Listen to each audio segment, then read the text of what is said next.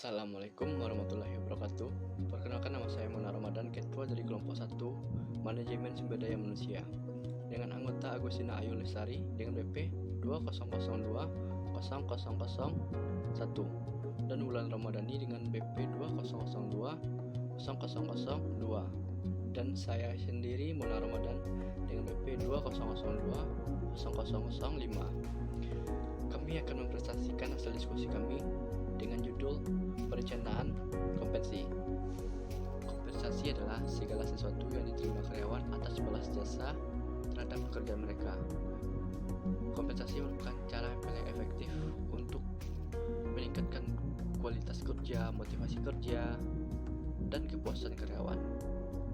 Kompensasi yang baik akan memperoleh karyawan yang baik dan mempekerjakan karyawan dan mempertahankan karyawan.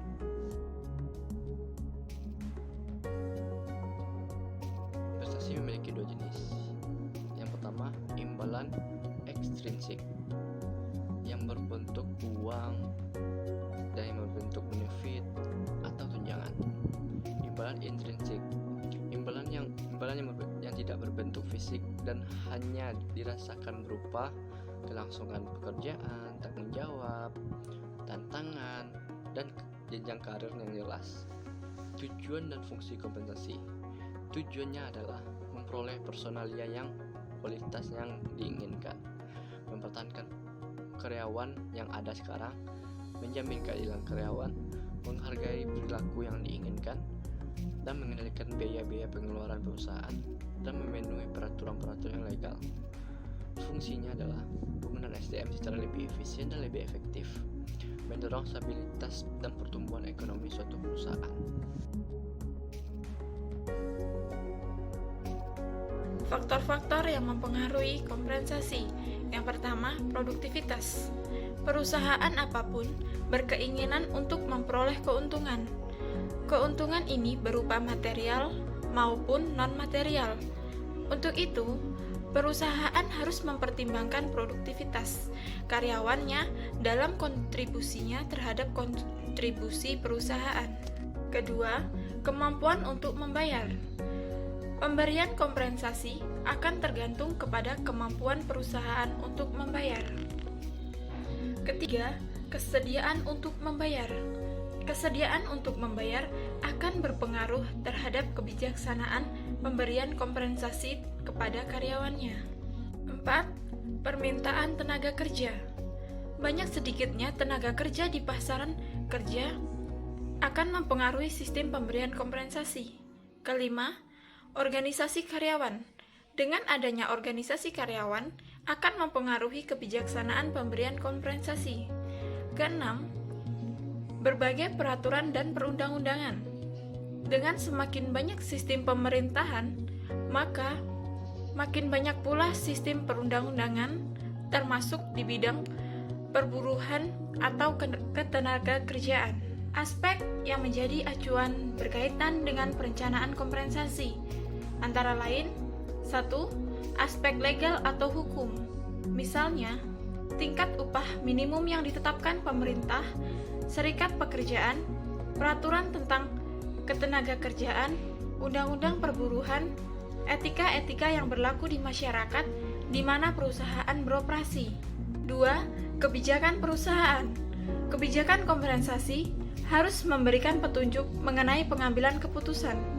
Sering sekali, karyawan memiliki pandangan yang berbeda terhadap kebijaksanaan kompensasi yang ditetapkan perusahaan.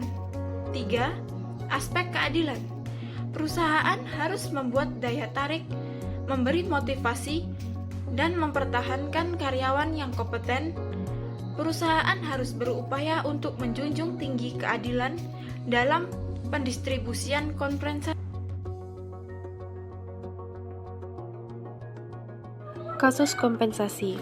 PT Kusuma Hadi Santosa telah menjalin hubungan kerjasama antara perusahaan dengan karyawannya melalui perjanjian kerjasama yang telah disepakati oleh kedua belah pihak, yaitu PT Kusuma Hadi dengan serikat pekerja. Salah satu usaha PT Kusuma Hadi Santosa dalam mempertahankan karyawan yaitu dengan pemberian kompensasi. Dengan pemberian kompensasi yang layak, maka para karyawan tidak akan pindah ke perusahaan lain yang menjanjikan gaji yang lebih besar. Dengan pemberian fasilitas berupa seragam kerja yang diberikan setiap tahunnya, karyawan lebih disiplin dalam berpakaian. Selain itu, perusahaan juga telah memberikan kompensasi berupa tunjangan lembur bagi karyawan yang bekerja melebihi jam kerjanya. Pengaruh Serikat Buruh PT Kusuma Hadi Santosa mempunyai ikatan kerjasama dengan SPN Kusuma Hadi. Selama PT Kusuma Hadi Santosa berdiri, tidak pernah ada kejadian demo, karena PT Kusuma Hadi selalu memberikan kompensasi sesuai dengan perjanjian kerja. Salah satu tujuannya memberikan kompensasi selain menghindari tuntutan serikat pekerja juga karena mematuhi undang-undang pemerintahan yang berlaku. Faktor-faktor pemberian kompensasi. Yang pertama, faktor pemerintahan. Pemberian kompensasi pada karyawan PT Kusuma Hadi Santosa mengacu pada UMR atau UMK yang berlaku di daerah. Perusahaan selalu menyesuaikan dengan keputusan pemerintah karena menghindari kesenjangan karyawan. Yang kedua, penawaran bersama antara perusahaan dengan pegawai. Perusahaan tidak boleh sewenang-wenang dalam memperlakukan karyawannya. Yang ketiga, standar biaya hidup pegawai.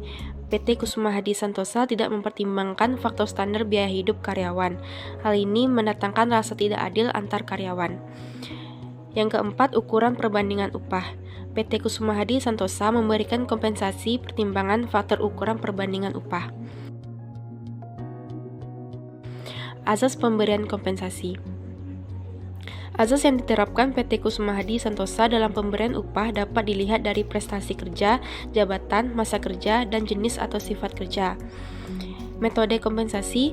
Metode yang digunakan PT Kusuma Hadi Santosa dalam menentukan pemberian kompensasi yaitu menggunakan metode jamak, di mana pemberian kompensasi tidak hanya dilihat berdasarkan jenjang pendidikan saja, tetapi juga memperhatikan faktor-faktor yang lain seperti jabatan dan masa kerja. Peran kompensasi karyawan dalam peningkatan motivasi kerja. Yang pertama, terpenuhinya kebutuhan fisik karyawan dengan sistem gaji dan upah yang adil dan wajar. Yang kedua, adanya rasa aman dan keselamatan dalam bekerja telah tercapai dengan adanya tunjangan kesehatan, tunjangan kematian, jaminan tua, dan jaminan kecelakaan kerja. Yang ketiga, terpenuhinya kebutuhan sosial dengan adanya koperasi simpan pinjam. Yang keempat, terpenuhinya kebutuhan akan penghargaan atau pengakuan dan kebutuhan akan perwujudan diri telah tercapai. Demikianlah hasil diskusi kami dari kelompok 1 Manajemen Sumber Daya Manusia dengan judul Perencanaan Kompensasi. Terima kasih kepada dosen penghimpun Ibu Yusnaini SSOS MM. Semoga video ini bisa bermanfaat bagi kita semua. Assalamualaikum warahmatullahi wabarakatuh.